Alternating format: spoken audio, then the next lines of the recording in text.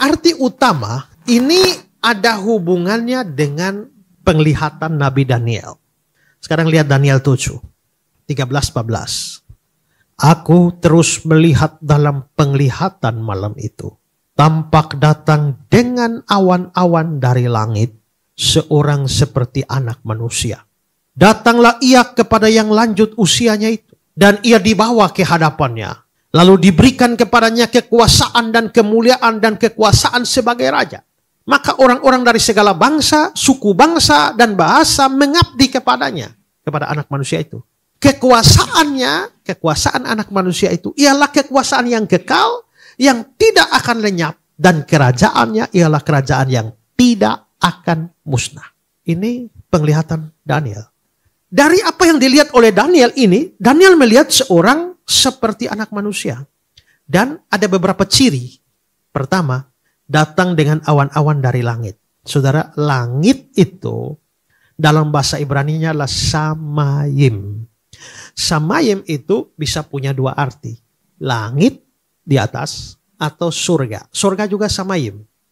Langit juga samayim. Makanya di Kejadian 1 ayat 1 itu ya. Pada mulanya Allah menciptakan langit dan bumi.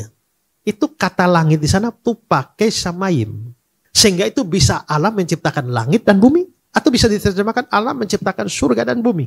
Itu memungkinkan. Nanti lihat konteks saja. Ada orang pernah tanya sama saya, Pak, Allah tinggal di mana? Di surga. Apakah Tuhan Allah pernah cipta surga atau surga kekal? Kalau Tuhan pernah cipta surga, sebelum cipta surga Tuhan di mana? Samayim itu bisa langit, bisa surga. Jadi kalau dibilang anak manusia turun dari samayim, berarti bisa anak manusia turun dari langit atau dari surga. Berarti ini ciri pertama, sang anak manusia dalam penglihatan Daniel, dia datang dengan awan-awan dari langit atau dari surga. Itu ciri pertama. Ciri kedua, dia seorang raja yang berkuasa dan sangat mulia. Itu ayat 14 tadi ya. Lalu diberikan kepadanya kekuasaan dan kemuliaan dan kekuasaan sebagai raja. Itu ciri kedua. Ciri yang ketiga dari anak manusia itu kekuasaannya dan kerajaannya kekal, tidak musnah. Itu di ayat 14 bagian akhir. Kekuasaannya ialah kekuasaan yang kekal, yang tidak akan lenyap. Kerajaannya ialah kerajaan yang tidak akan musnah. Dan nanti ada banyak orang dari segala macam suku, bangsa, bahasa sujud.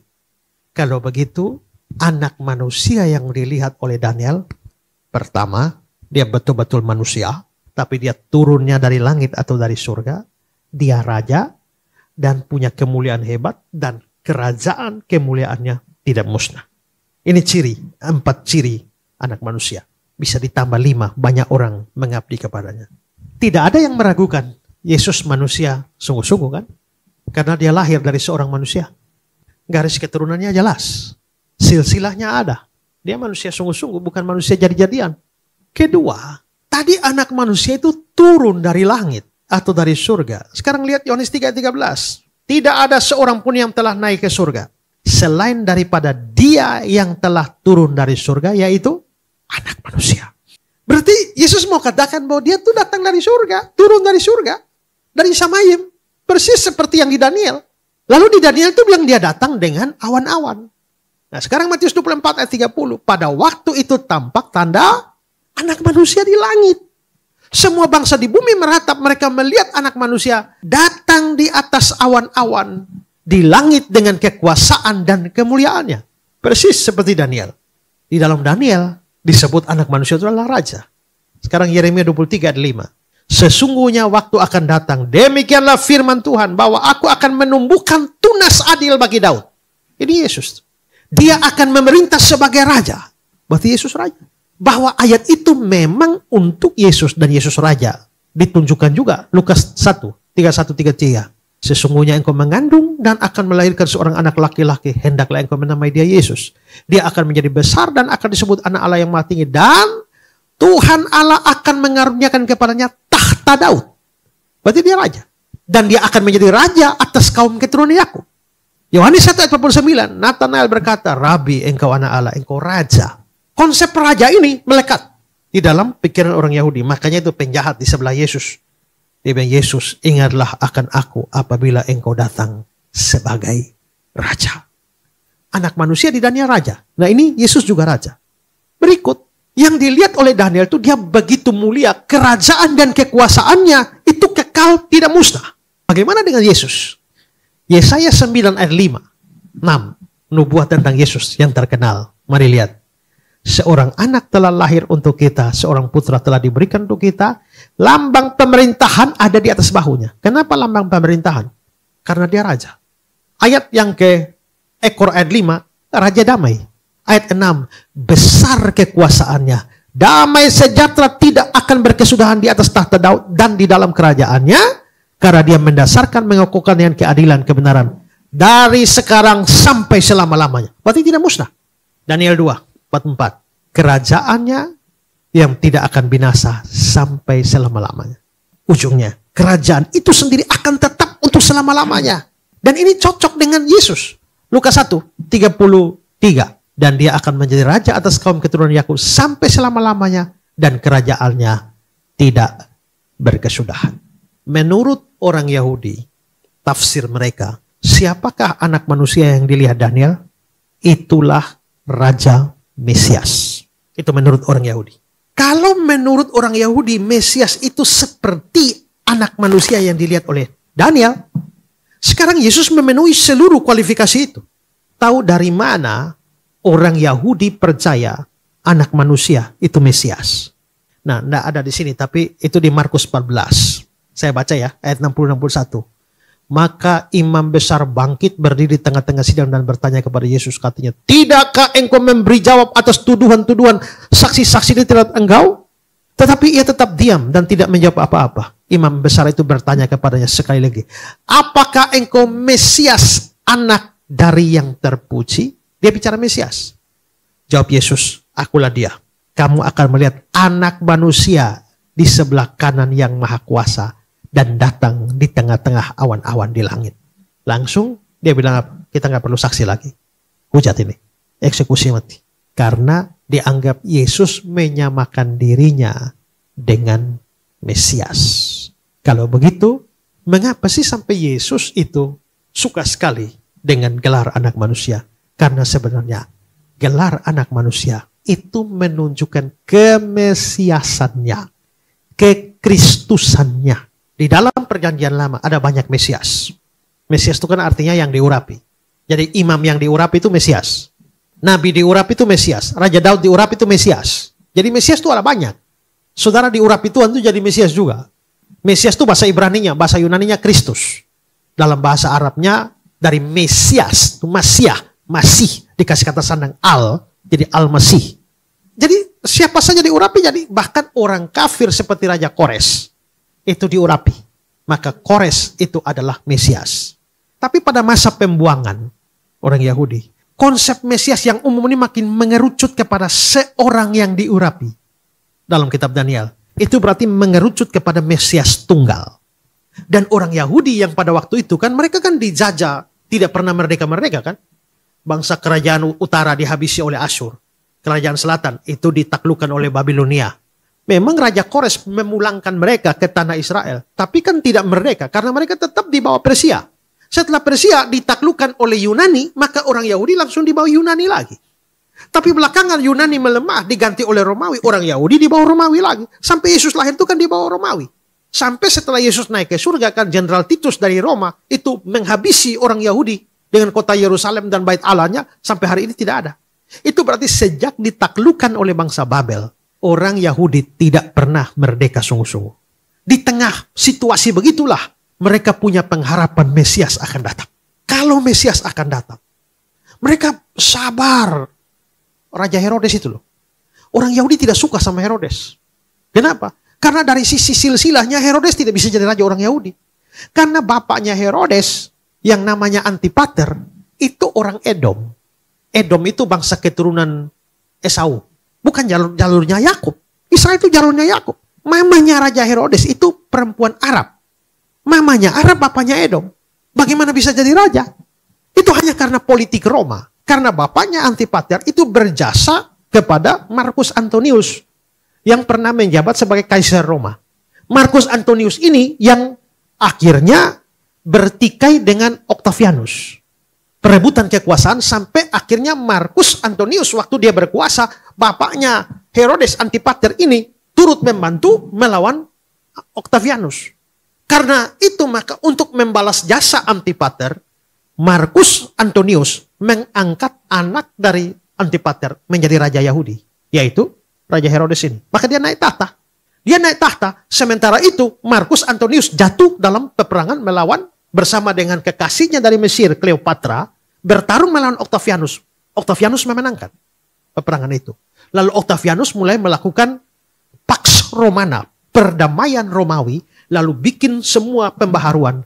Karena Senat Romawi merasa Octavianus itu sangat berjasa, maka mereka rapat Senat dan memberi gelar kepada Octavianus. Dia anggap dia jelmaan dewa. Dewa apa? Dewa Agustus.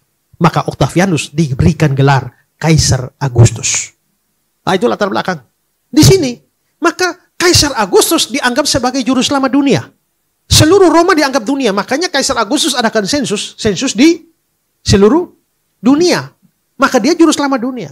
Saat Kaisar Agustus berkuasa di Roma, Herodes di tanah Yudea, Yahudi, Yesus lahir. Yesus lahir. Orang Yahudi mengharapkan, mereka dengan Herodes itu tidak pernah akur. Herodes buat cara macam apa dapat hati orang Yahudi tapi susah. Pertama-tama dia kawini seorang perempuan Yahudi yang namanya Mariamne, anak imam besar. Tapi setelah kawin dengan Mariamne pun orang Yahudi tetap, kamu boleh kawin dengan orang Yahudi, kamu bukan orang Yahudi. Itu. Pernah terjadi kelaparan besar. Herodes keluarkan dana kerajaan, beli gandum dari Mesir, kasih makan rakyat. Rakyat makan. Tapi tetap tidak terima Herodes. Pernah terjadi kehausan, air kurang. Dia bikin saluran air yang namanya aquaduk, memanjang sekian kilometer dari luar daerah masuk Kaisarea. Kalau saudara pergi ke Israel sekarang, saudara pergi ke Kaisarea, sudah dapat aquaduk. Itu dari si Herodes itu. Rakyat minum airnya, tapi tolak Herodesnya. Herodes putus asa nih, bagaimana dapat hati orang Yahudi. Maka ada yang bisik, Herodes, kamu mesti tahu apa yang paling penting bagi orang Yahudi. Apa? Bait Allah. Bait Allah Salomo hancur. Pulang zaman Esra, Nehemia, Hagai bangun bait Allah, tapi kalah megah dengan Salomo. Maka Herodes mulai zaman Yesus belum datang. Tahun 20 sebelum Masehi, dia bikin proyek pugar bait Allah dengan gaya arsitektur Yunani. Maka Herodes mengerahkan semua kekuatan dan kekayaan untuk bangun bait Allah. Saudara bangun gereja, gedung gereja berapa lama? 1, 2, 3. Saudara tahu waktu Yesus bilang rombak bait Allah ini aku bangun dalam 3 hari. Mereka bilang apa? 46 tahun orang sudah bangun. Kamu mau rombak? Itu berarti zaman Yesus bait Allah sudah dibangun oleh Herodes 46 tahun. Tapi itu pun belum selesai. Sampai Yesus naik ke surga juga bait Allah belum selesai. Bait Allah baru selesai tahun 64. Saya lupa 64 atau 66 Masehi. Tapi Yesus sebelum naik dia sudah nubuatkan satu hari nanti satu batu tidak di atas batu yang lain. Dan itu tergenapi tahun 70. Jenderal Titus dari Roma datang habisi semua. Bahkan sampai hari ini tidak ada bait Allah lagi. Sisa tembok itu yang kita pergi. Maka dalam konteks semacam ini, orang Yahudi mengharapkan Mesias politik. Kalau Mesias datang, Herodes, lu habis. Kami sabar, kamu boleh ini. Orang Yahudi menikmati bait Allahnya tapi tidak terima Herodesnya. Sambil mereka ancam Herodes, kalau Mesias datang, Herodes, kamu binasa. Maka Herodes itu selalu takut kalau Mesias datang. Dia sangat hati-hati. Cemas dia, Herodes. Tiba-tiba satu hari muncullah orang Majus. Kami cari raja baru lahir. Coba panggil imam-imam datang tanya di mana Mesias dilahirkan. Di Bethlehem, persis. Kalau begitu harus dibinasakan. Maka suruh orang Majus kasih tahu saya di mana. Gara-gara orang Majus tidak balik itu dia marah kan. Dia bunuh semua anak-anak Bethlehem. Itu karena Herodes tahu ada pengharapan mesianik yang bersifat politik di dalam orang Yahudi. Jangankan Herodes, rasul-rasul juga pikir begitu. Makanya kalau ini jadi raja Israel, wah yang dampingi kiri kanan kan luar biasa nih. Makanya Yakobus dan Yohanes pakai mama mereka lobby duluan. Kalau engkau sebagai raja, biarkanlah anakku yang satu di kiri, satu di kanan. Lalu 10 orang yang lain marah kan? Kenapa marah? Karena sebenarnya mereka juga mau. Hanya keduluan 2 orang ini. Konsepnya begitu. Yesus mau naik ke surga pun konsepnya masih sama. Tuhan, kapankah engkau memulihkan kerajaan bagi Israel? Kan masih pikir begitu. Yohanes Pembaptis pun pikir begitu. Karena Yesus kalau Mesias politik, Mestinya urus pemberontakan dong. Lawan Romawi. Ini urus orang miskin lah, orang lapar lah, orang sakit lah. Ini. Sampai Yohanes Pembaptis masuk di penjara pun, Yesus tidak bikin apa-apa. Maka dia utus murid-muridnya tanya, engkaukah itu atau kami harus tunggu yang lain? Maka orang Yahudi semua mengharap-harapkan Mesias politik. Tapi mungkinkah dia Yesus dari Nazaret? Rasa-rasanya mungkin. Masalahnya dia nggak lawan Roma. Dia cuma urus orang sakit, orang miskin, orang buta, orang kusta. Makanya Yesus bilang, pergi kembali kepada Yohanes. Tanya, apa yang kau lihat? Orang lumpuh berjalan, orang buta melihat. Berbahagialah kamu yang tidak kecewa dan menolak aku. Tapi Yesus sebenarnya sudah menyatakan dirinya Mesias melalui gelar anak manusia. Jadi kalau kamu mengerti istilah anak manusia adalah gambaran Mesias. Sekarang dia banyak ngomong anak manusia, anak manusia, anak manusia. Dengan kalian dia mau berkata, sebenarnya saya inilah Mesias. Hanya Mesias yang tidak seperti kamu harapkan. Karena kamu mengharapkan kerajaan politik. Tapi aku datang mendirikan kerajaan rohani. Kerajaanku bukan dari dunia ini. Dan ingat, segala bangsa, suku, kaum, dan bahasa sujud di hadapan anak manusia dalam penglihatan Daniel. Dan bukankah hari ini jadi kenyataan? Bahwa segala suku, kaum, bangsa, bahasa dari berbagai macam daerah, bangsa sujud menyembah Yesus Kristus. Dan pada akhirnya, di akhir zaman, kita juga melihat segala suku, kaum, bahasa berdiri di hadapan tahta anak domba. Kalau begitu, kesimpulan kita, istilah anak manusia dipakai oleh Yesus karena itu adalah gambaran yang paling pas, paling cocok untuk kemesiasannya, kekristusannya. Tuhan memberkati kita.